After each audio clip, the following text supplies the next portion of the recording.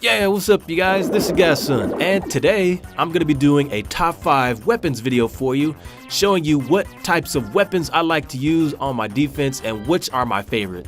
So you guys, there are about 7 defensive weapons, 8 I believe if you're including the Tesla, and so we're going to just go down the list and pick what are the top 5.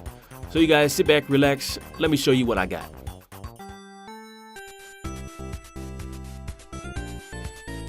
Coming in at number 5, it's the Archer Tower.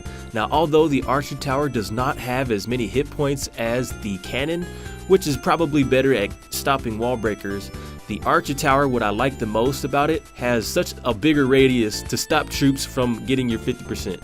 In fact, by putting Archer Towers near the edges of your walls, you'll be able to stop attackers cold from getting that 50% wins. And also, Archer Towers are really good at doing damage against golems and heroes. They also shoot air and ground units, which makes them one of my top favorite picks on the list.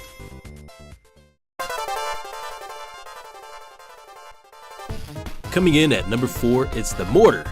The Mortar has a damage per second of 13 and the hit points are 670. It does splash damage and has a range of 11 tiles, stopping those wizards and archers cold. Now you may not remember this, but mortars were a really big part for players in the higher cup range at stopping attackers from luring out their clan castle and heroes. Although it wasn't the strongest weapon, it was really good at foiling some of the attacks when used to put them near the edges of your base. Although now you can't lure out heroes, they are still a really strong weapon if you're at Town Hall 8 and lower, and is the only weapon I can see that has such a shiny look to it.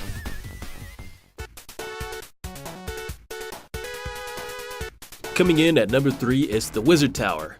It has 48 damage per second and has hit points of 880. Now I must say the Wizard Tower by far is my favorite weapon. At Town Hall 8, it is the strongest weapon that you can have, as it takes out waves and waves of enemies that are trying to get to your Town Hall. Upgrading it to as high as level 7 can even start one-shotting some of the enemies, and are really good against troops that flood your base like witches. There isn't really a right or wrong place to put your Wizard Towers. However, by putting them closer to your Town Hall, they should be more effective. Supercell did mention they initially wanted to put 3 wizards on top of 1 tower, however, they changed that and now only 1 remains. But if you ask me, he's doing pretty good on his own.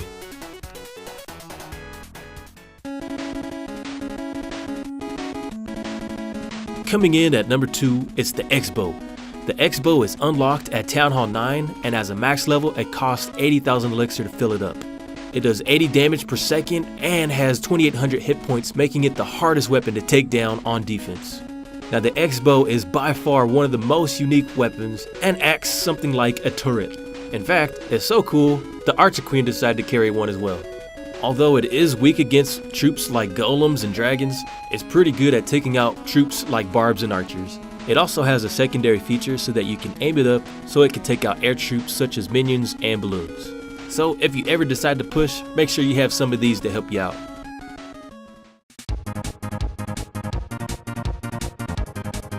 Coming in at number 1, you guessed it, it's the Infernal Tower.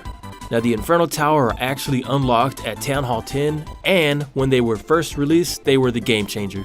Before we had Infernal Towers, we had golems and heroes that were just too strong for our bases. So Supercell decided to release these Infernal Towers to help us out on defense.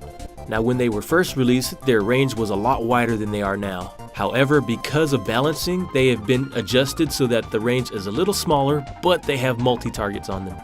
They do a damage per second of 42, they can target 5 enemies, and it takes 700 Dark Elixir to fill them up. And they have pretty good hit points at level 3 for 2200. With the Infernal Towers coming in as the number 1 weapon, make sure you put them closer to your Town Hall so that they're harder to get to.